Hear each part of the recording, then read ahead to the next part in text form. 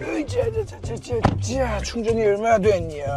배터리로 갈 수 있는 주행거리가 49km. 출발. 그리고 내비를 여의도 더 현대서울. 자, 여러분, 볼보 S90입니다. 자, 지금 볼보 타가지고 현대 얘기를 잠깐만 드리자면, 그 현대 M 브랜드가 더 현대 서울에 있는 피어라는 브랜드와 함께 그 콜라보 백화점 팝업, M 브랜드에서 자동차 브랜드에서 의류 팝업을 진행을 합니다. 그래서 거기 이제 구경도 갈 겸 여기까지 가는 길에 볼보 S90 신형 PHEV P8 울트라 모델 9,130만 원짜리 요거 좀 리뷰를 하면서 가보려고 합니다. 자, 지금 계기판 보시면 모터로만 주행 가능한 그 거리가 떠 있는 그 옆에 이제 배터리 잔량 마크가 있고, 그 옆에 충전 마크가 떠 있죠. 방금 제가 이제 배터리 사용 모드를 이제 충전 모드로 해놨기 때문에 저기 이제 그 번개 마크가 들어와 있는데, 이렇게 뭐 자동으로 바꾸게 된다라고 하면은 사라집니다. 자, 충전으로 해놓으면은 다시 들어오고요. 자, 요걸 이제 왜 설명을 제가 드리냐면, 방금 제가 집에서 충전을 물려놓다가 나오기는 했지만 아직 100% 다 안 찼잖아요. 그러면은 뭔가 좀 아쉽잖아요. 그래서 그럴 때 PHEV 차량들은 이렇게 충전 모드를 쓰는 겁니다. 단 조건이 있습니다. 이 충전 모드를 아무 때나 막 시내 주행 상황에도 막 쓰고 다니면은 그거는 바보예요. 그럴 거면 PHEV를 왜 탑니까? 이렇게 고속도로 올라와서 항속 주행을 할 때, 항속 주행 조건에선 어떻게 되죠? 이 볼보가 가지고 있는 유일한 단점이라고 할 수 있는 이 4기통 딸딸이 엔진의 단점이 가장 드러나지 않는, 가장 감춰질 수 있는 주행 환경, 이런 고속도로 주행 환경에서 내가 배터리를 아직 좀 덜 채웠다 라고 할 때는 충전 모드로 다니는 거예요. 자, 그러면 지금 남아있는 주행 가는 거리가 1km 더 늘어나서 48km가 됐죠. 이렇게 고속 항속 주행 조건에서는 사실 이 차량이 뭐 4기통이고 뭐고 뭐 미션이 어쩌고 아예 미션이 변속을 할 일 자체가 없잖아요. 거기다가 엔진도 그냥 특정 RPM에서 그냥 그 상태를 가만히 유지하면서 가기 때문에 엔진 진동이나 소음도 차량 안으로 유입될 일이 현저히 적어집니다. 그래서 저는 PHEV 차량들 같은 경우에는 이런 고속 항속 주행 조건일 때는 그냥 기름 떼우고 다녀도 되잖아요. 요즘에 뭐 기름값이랑 뭐 전기값이랑 뭐 얼마 차이가 안 나네 뭐 이런 얘기도 많은 마당에, 내가 진짜 이 PHEV의 장점을 정말 끝까지 뽑아 쓰겠다 라고 하면은, 요럴 때는 그냥 이렇게 배터리를 최대한 충전 모드로, 이렇게 해서 최대한 배터리를 아끼고 더 나아가서는 배터리를 좀 충전을 하면서 다니다가 언제 전기 모드, 모터 모드로 돌아오냐, 지금 이렇게 차가 본격적으로 이제 막히기 시작한다, 혹은 뭐 시내에 내가 들어갔다, 요럴 때 이제 자동으로 딱 바꿔주면 전기 모드로 이제 이렇게 완전히 이제 전기차처럼 운행을 할 수 있게 되는 거죠. 그리고 사실 이렇게 막히는 길에서 진짜 이 전기 모드로 갈 때 장점이 극대화되잖아요. 완전히 멈춰 있거나 이렇게 천천히 가는 상황에 그 4기통 디젤 소음, 엔진 소음, 진동 이런 것들을 느끼지 않아도 되고, 엔진에 시동이 걸리지 않아도 언제나 에어컨 바람 시원하게 빵빵하게, 어차피 다 전기로 작동하니까. 물론 내가 하루 주행거리가 100km 이내야, 어차피 난 100km 이상은 안 타고 나는 계속 전기로만 타다가 집에 가면 그냥 또 충전하면 돼 라는 사람들은 사실 상관없는 얘기기는 하지만, 나는 매일매일 같이 충전하는 게 좀 귀찮고 하루 주행거리가 100km를 넘어간다 라고 하시는 분들은 굳이 항속 주행할 때까지 전기를 다 쓰지 마시고, 지금 이런 식으로 충전 눌러가지고 쓰다가 막히는 길 나오면은 전기로 쓰고, 지금 얼마나 쾌적해요. 지금 집에서 나와가지고 고속도로 딱 올린 다음에는 어차피 항속 주행 100km로만 계속 다녔기 때문에 전기 모드나 엔진을 쓰나 사실 사람이 못 느낀단 말이야. 어차피 로드 노이즈 올라오는 거에 그런 아주 이렇게 일정 수준으로 그냥 항속 주행할 때 엔진에서 들어오는 진동과 소음은 다 묻혀버린단 말이죠. 그래서 이렇게 오다가 막히는 길 나오면은 그때 이제 딱 전기를 돌리면은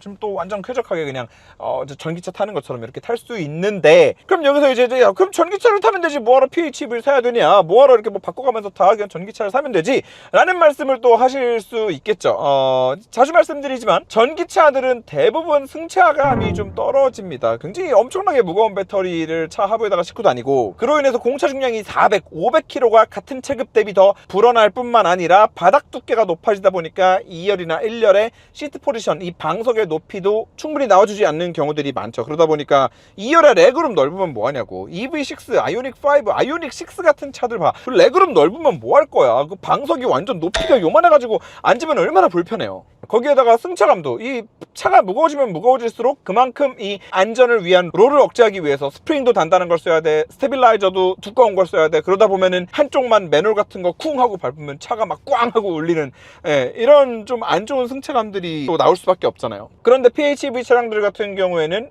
무게가 증가하는 폭도 전기차에 비교하면 현저히 적기 때문에 승차감도 최대한 좀 유지를 하면서 이렇게 또 막히는 길 시내에서는 전기차로서 느낄 수 있는 장점들을 또 충분히 느끼면서 또 같은 가격이라고 쳤을 때는 아무래도 차급, 차 사이즈 자체도 좀 더 키워서 탈 수 있는 장점도 있죠. 그래서 뭐 물론 전제 조건이 깔리기는 합니다. 집에 아니면 회사에 나 혼자 거의 내 것처럼 사용할 수 있는 완속 충전기가 있다, 매일매일 충전할 수 있다, 혹은 뭐 못해도 뭐 이틀에 한 번이라도 충전할 수 있다 라고 하시는 분들은 저는 PHEV는 정말 좋은 대안이다, 정말 만족감이 높으실 거다라고 항상 말씀을 드립니다. 네. 다만 방금 그 전제가 정말 좀 그 중요한 전제이기 때문에 혹시라도 뭐 아파트 사시는데 이제 충전 자리 경쟁이 좀 빡세다 이런 데는 좀 웬만하면은 그 또 PHEV 가뜩이나 충전 자리도 없어가지고 좁아 죽겠는데 서로 경쟁해야 되는데 서로 스트레스 받고 좀 그렇기 때문에 웬만하면 좀 충전 경쟁이 심하지 않은 진짜 내가 편하게 쓸 수 있는 충전기가 있다 라고 하시는 분들은 PHEV 차량들은 저는 너무 적극 추천을 항상 드리는 편이고, 그래서 지금 출발하고 나서 지금 뭐 한 10km 왔나?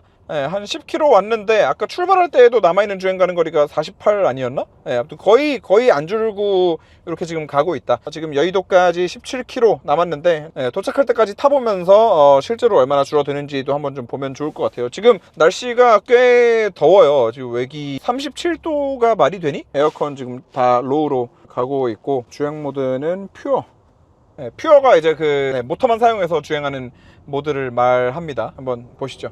자, 그리고 참고로 PHEV는 전기차랑 다른 게 하나 있습니다. 전기차 같은 경우에는 대부분이 단일 기어비를 사용을 하죠. 뭐 가장 최근에 나온 이제 벤츠 전기차들, 뭐 CLA 전기차 같은 경우는 아니면 타이칸, 이트론 GT 이런 뭐 특수한 경우들을 제외하고 나면 대부분 단일 기어비를 사용을 하는데, PHEV 같은 경우에는 트랜스미션이 들어가 있죠. 그래서 모터도 구동력을 보낼 때 이 트랜스미션의 기어비를 활용을 합니다. 그래서 고속 항속 주행을 하면 할수록 PHEV 차량들은 저속에서의 주행 상황보다 전비라고 할 수 있죠. 연비가 더 좋아집니다. 전기 연료 효율이 더 좋아져요. 그래서 실제로 BMW 530e 같은 차량, 최신 차량들 같은 경우에는 인증받은 주행 가는 거리는 뭐 80몇 킬로인가 그런데 실제로 고속도로 타보면 100km 넘게 갑니다. 전기만으로. 요즘 PHEV들이 기술이 거기까지 많이 좋아졌다는 거. 그리고 지금 이게 스티어링 휠 잡으라고 뜰 때마다 스티어링 휠 고정이라고 뜨는데, 이 볼보 정도 되면 그래도 한글화 작업할 때 번역기 돌리지 맙시다.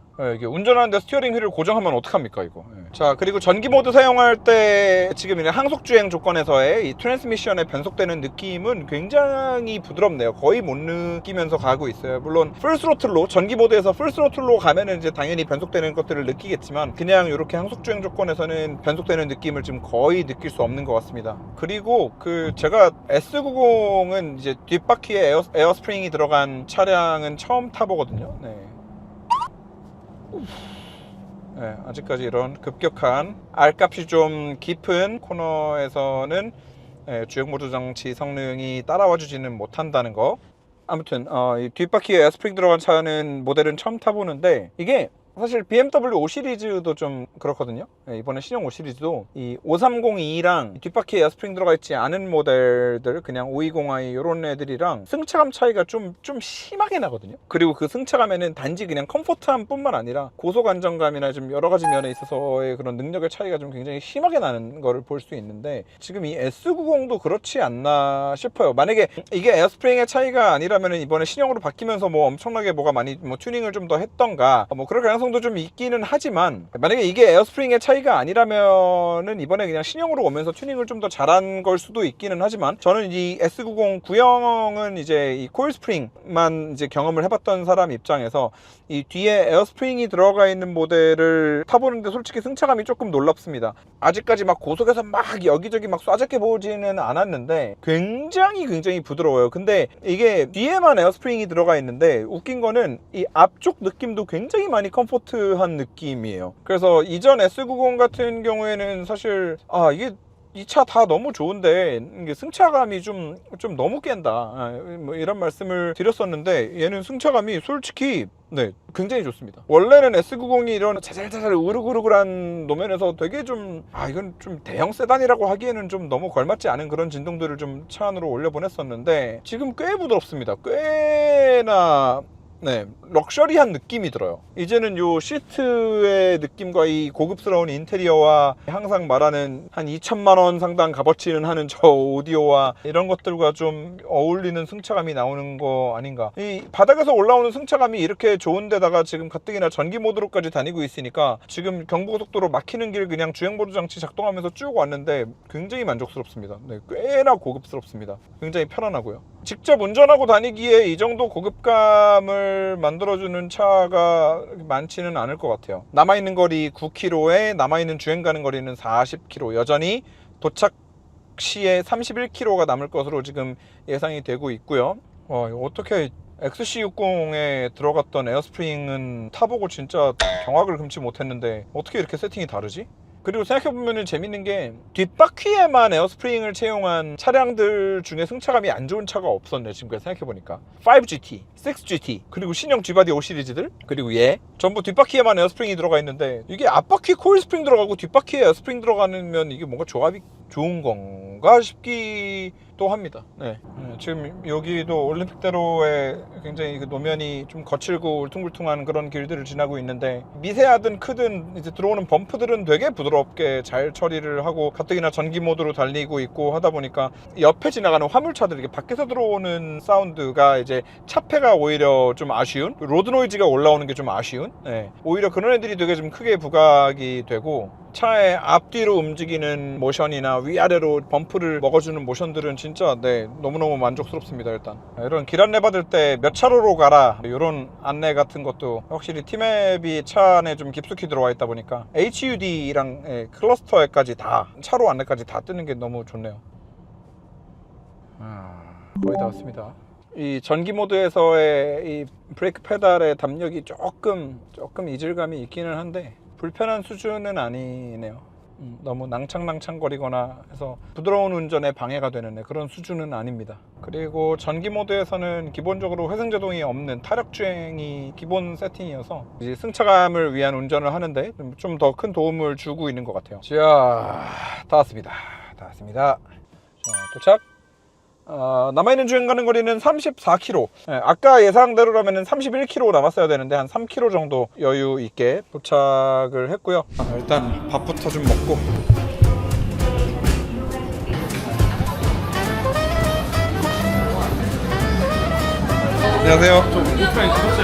안녕하세요. 안녕하세요. 안녕하세요. 뽑을 수 있지? 오! 당도, 탄산수 이런 거 어떻게 되실까요? 뭘 하나? 자, 이제 팝업으로 가겠습니다. 팝업. 여기다.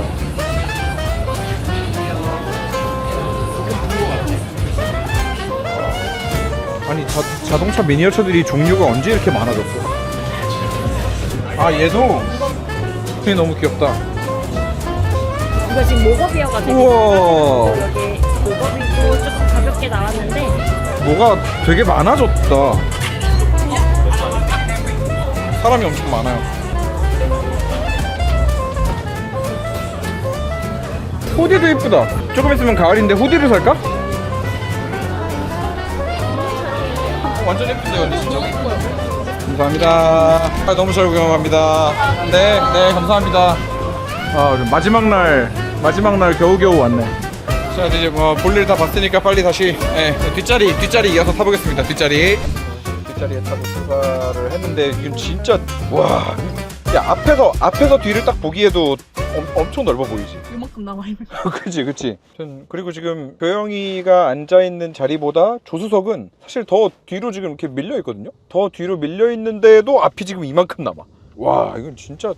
그래서 대형 세단들 중에서도 레그룸의 요 앞뒤 공간은 비할 수 있는 차가 사실 없는 것 같아요. 뭐 진짜로 마이바흐가 오지 않고서는 이 정도로 널널한 공간은 사실 찾기가 쉽지가 않다. 일단 뭐 뒷자리에서도 승차감 사실 제일 궁금해서 좀 중점적으로 느껴보고 싶은데, 이게 아까 고속도로도 잠깐 타고 뭐 이렇게 하면서 왔지만 XC60에 들어갔던 에어 서스펜션 같은 경우에는 그 에어스프링이 만들어주는 특유의 이런 찰랑찰랑한 부드러움도 느껴지지 않으면서 그리고 롤은 롤대로 더 생겨가지고 더 뒤뚱거리는데 잔요철은 잔요철대로 또 많이 들어오는 진짜 좀 약간 너무 별로인 에어 서스펜션이었거든요. 근데 지금 얘는 아까 앞좌석에서도 말씀을 드리기는 했지만 이 뒷좌석에서도 컴포트함이 진짜 상당히 괜찮고 고속도로 운전할 때 XC60처럼 이렇게 한쪽이 막 좀 무너지는 느낌이 난다거나 하는 것도 사실 적었어요. 앞쪽 서스펜션이 아무래도 코일 스프링으로 좀 잘 세팅된 덕분일 것 같은데 나름대로의 회두성도 꽤나 좀 이렇게 빠릿빠릿한 회두성도 가지고 있으면서 이 뒤쪽을 포함한 전체적인 승차감은 또 나름대로 굉장히 부드럽게 잘 세팅이 된, 그래서 고속도로에서 좀 아빠 혼자 운전할 때 좀 작정하고 쏘겠다라고 하면은 어느 정도 이 쏘는 거를 충분히 받아내 주기도 하면서 가족들 뒷자리에 다 같이 손님 태우고 또 탔을 때는 부드러운 또 컴포트한 주행이 얼마든지 가능한 그런 세팅 아닌가라는 생각이 듭니다.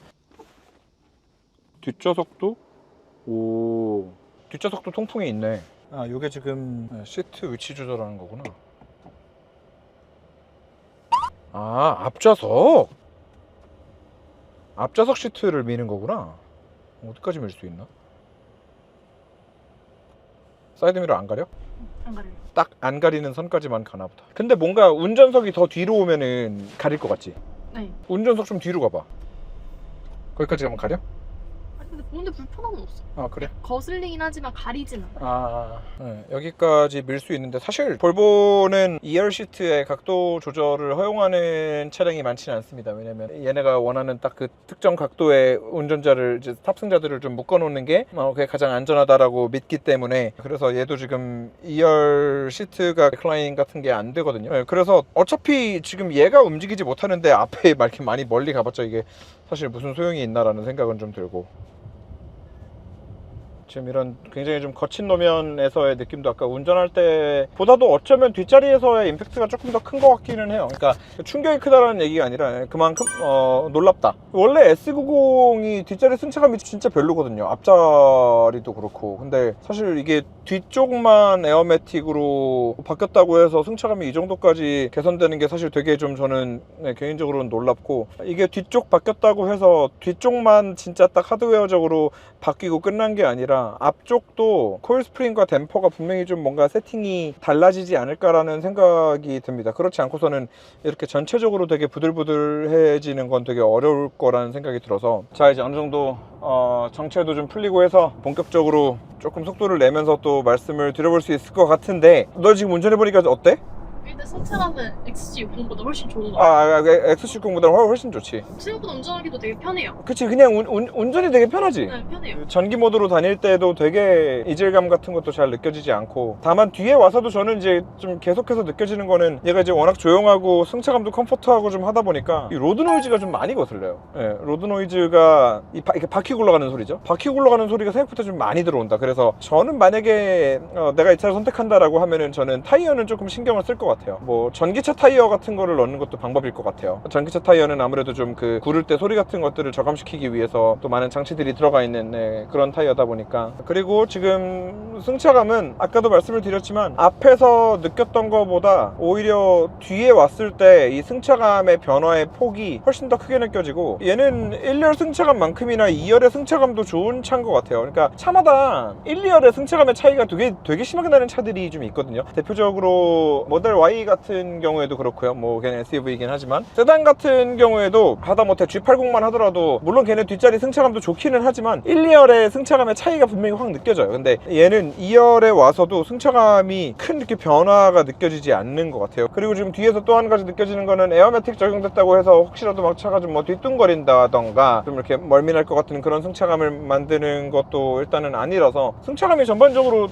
되게 완성도가 높아서 저는 좀 조금 놀랍습니다. 그 전에 XC60 타고 너무 깜짝 놀라서 아씨 이것도 T8 모델에는 이 뒷바퀴에 또 에어매틱 들어가 있다고 하길래 조금 걱정을 했는데 괜찮네요. 괜찮고, 이 고속에서의 차가 이렇게 범프들을 만났을 때 앞뒤로 이렇게 좀 미세하게 꿀렁거리는 그런 느낌들도 굉장히 괜찮은데, 이거는 뭐 휠베이스가 워낙 긴 차량이다 보니까 거기서부터 갖는 이점이 분명히 있지 않을까 그런 생각이 듭니다. 한번 또 가속해봐. 좀 꽤 격하게 차선 변경을 해도 막 차가 출렁거린다던가 뭐 한쪽으로 좀 막 무너져 내리는 느낌이 난다던가 차선 변경하고 나서가 좀 되게 부담스럽게 느껴진다거나 하는 느낌은 일단 없습니다. 아, 좋다.